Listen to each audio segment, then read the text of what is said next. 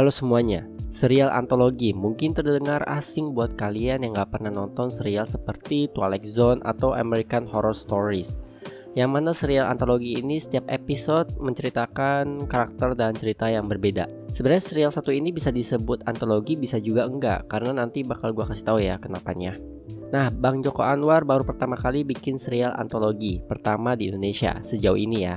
Gua nggak tahu apakah udah ada atau belum sebelumnya serial seperti ini, tapi yang gue tahu belum ada. Cukup berani sih buat serial seperti ini yang asing untuk di negara Indonesia.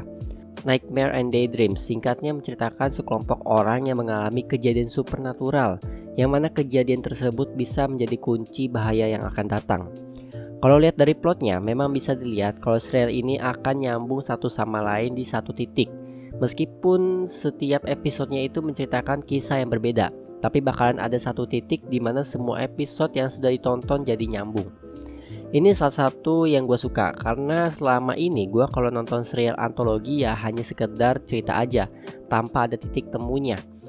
Dan inilah alasannya kenapa gue bilang bisa disebut antologi, bisa juga enggak, karena ada kesinambungan antar karakter.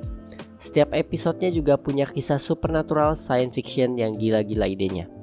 Salah satu episode favorit gue itu yang episode 3 sama episode 5. Gue suka episode 3 itu karena satu-satunya episode yang supernatural bisa dimaklumi kenapa bisa terjadi. Gue gak akan spoiler ya, jadi nonton sendiri aja. Nah, kalau episode 5 karena ada unsur time travelnya. Untuk cerita di serial ini kayak background story per episode itu memang tidak banyak, tapi bukan hal yang kaget sih. Karena serial antologi itu kayak Twilight Zone dan sebagainya juga sama. Alasan kenapa bisa gini bisa gitu tuh gak begitu jelaskan. Ya contohnya aja salah satu episode American Horror Stories yang ceritanya tuh ada AI yang super canggih, tapi gak ada penjelasan kenapa bisa secanggih itu. Ya karena serial seperti ini memang lebih memperlihatkan supernatural atau science fictionnya ketimbang latar belakang kejadiannya. Paling bagusnya serial ini yaitu unsur sosialnya yang relate dengan masyarakat Indonesia, terutama kemiskinan ya. Itu ada di episode 2 sama 4. Kesenjangan sosial benar-benar relate. Dari segi drama, episode 4 yang jadi favorit gua, karena unsur sosialnya itu di situ paling kuat. Malahan lebih kuat dramanya daripada supernaturalnya. Meskipun di episode 4 itu ada bagian absurdnya ya, tapi bukan berarti jelek ya. Sama seperti film-film Bang Joko, serial ini juga banyak teori-teori yang bisa dibahas. Salah satunya korelasi episode 2 dengan 7 itu ada di mana. Kalau episode 1 dan lainnya memang ada connect ke episode 7 lewat karakter. Cuman gue masih bingung sama episode 2. Ya satu-satunya petunjuk cuman karakter Panji yang bisa ngeluarin sinar dan bisa nyembuhin luka. Sinar ini sama kayak di akhir episode 2. Untuk yang gue kurang demen sama serial ini ya CGI-nya. Ya untungnya CGI ini ketolong sama cerita yang bisa dinikmatin ya. Jadi bukan hal yang fatal.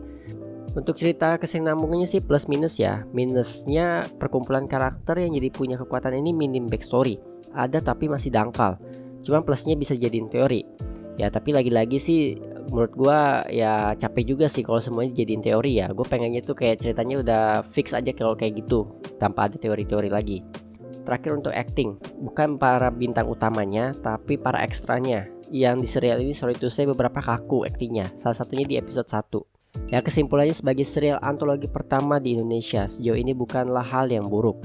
Ini juga udah cukup bagus. Ide-idenya ceritanya menarik, sajian supernatural dan science fictionnya nyaman ditonton. So itu saja review dari gue. Terima kasih bagi yang sudah menonton. Like, comment, dan subscribe. Gue Rakis, signing out.